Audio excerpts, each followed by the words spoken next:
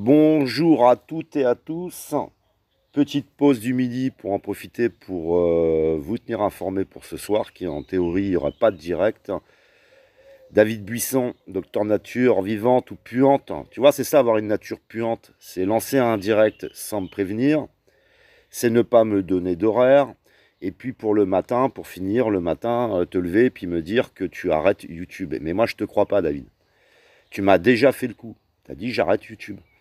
Mais comme tu es dans une relation triangulaire un petit peu avec Pascal Tréfingui, qui remet toujours les mêmes choses en place, tu es sa chose, tu es là pour faire les choses que lui n'a pas envie de faire, le sale travail, comme dans l'affaire avec Camille Colbert, et ben tu vas revenir parce qu'il va te rebooster, il va te promettre monts et merveilles, comme il a promis aux autres.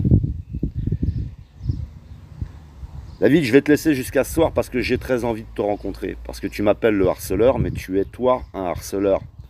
C'est-à-dire que vous, les princesses, que ce soit Pascal Colbert, toi, ou même El Loco, vous avez le droit d'insulter les autres, menacer les autres, harceler les autres, les diffamer.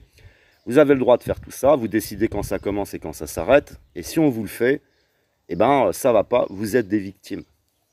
Tu le sais très bien tout ça, David.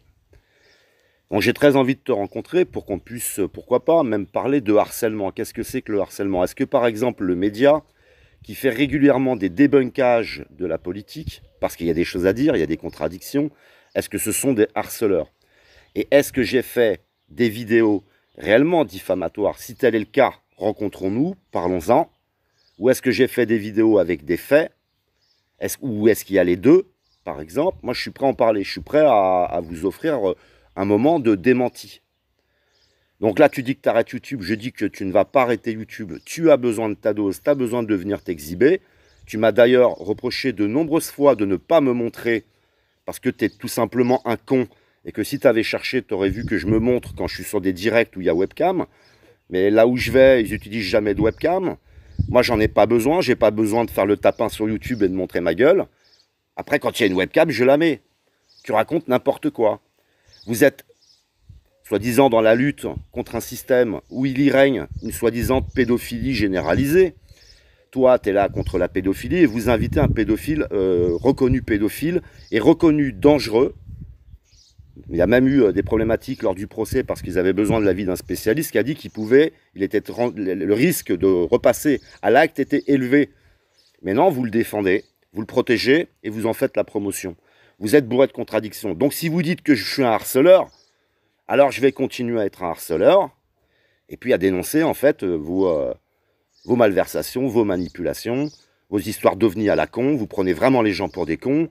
L'autre connard de Tréfingui là, ouais, je t'insulte parce que tu nous insultes quand tu nous dis que tu es monté dans un hélicoptère militaire en pleine manœuvre de sécurité nationale.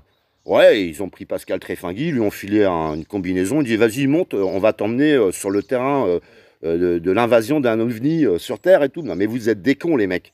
Arrêtez de nous prendre pour des cons. David Buisson, tu ne vas pas arrêter YouTube et je vais attendre jusqu'à ce soir, 22h, que tu trouves ce qu'il faut pour faire ce direct. Parce qu'il nous a mis une petite vidéo avec des lapins, tout ça, c'est sympa David. T'as voulu jouer le caïd, t'as voulu jouer l'homme fort, t'as voulu jouer l'homme violent, t'as voulu jouer à tout ça. Va jusqu'au bout mon ami. Donc je te laisse encore jusqu'à ce soir, hein. Je te parle pas du manque de correction dans tout ça. Hein.